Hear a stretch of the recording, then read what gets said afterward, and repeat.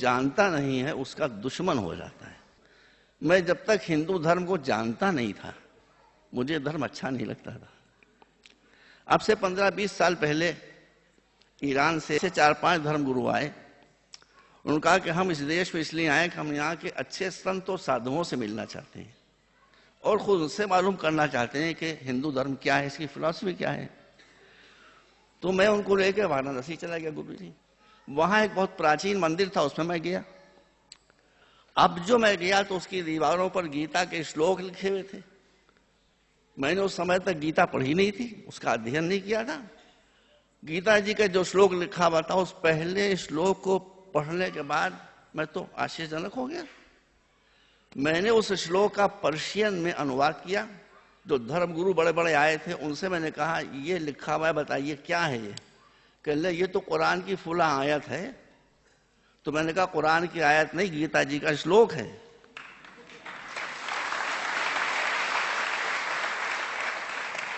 इसी तरह मैंने 6-7 श्लोक पढ़े और उसका पर्शियन में ट्रांसलेशन किया, और वो भी हैरत पड़ गए कि कहाँ गीता जी, कहाँ कुरान, वो अरब में उतरा, ये यहाँ। वहां से मुझे दिलचस्पी हुई और फिर मैंने हिंदू धर्म का अध्ययन किया। तो मेरी जो दुश्मनी थी वो मोहब्बत में बदल गई। और आज जो गुरुजी ने जो कुछ आप लोगों को बातें बताई हैं, मजहबी बातें हमेशा डांट डांट कर बताई जाती हैं, हंसा हंसा कर नहीं बताई जाती हैं। मगर ये गुरुजी का कमाल है, मैं भी इनका चेला हो गया कि ये धर्म की इतनी फिलोसफिकल और इतनी गहरी बातों को हंसी हंसी में बता देते हैं। कुरान हमारे यहाँ की सबसे पवित्र किताब है, आप जानते हैं। कुरान ने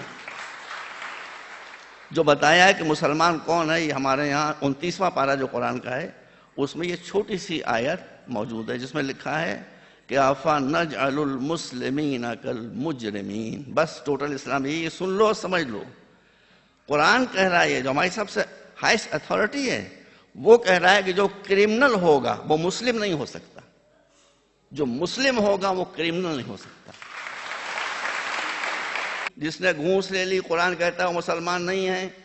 जिसने किसी को सताया वो मुसलमान नहीं है। जिसने किसी की जायदाद हड़प कर ली वो मुसलमान नहीं है। जिसने किसी निर्दोष की हत्या कर दी, निर्दोष की हत्या कर दी, निर्दोष की हत्या कर दी, चाहे वो हिंदू हो, चाहे क्रिश्चियन हो, चाहे बौद्ध हो, कोई हो, अगर निर्दोष है और उसने हत्या कर दी किसी निर्दोष की, किसी मुसलमान ने, तो कुरान की ये रूलिंग मौजूद है कि वो सब कुछ हो सकता है, मुसलमान नहीं हो सकता।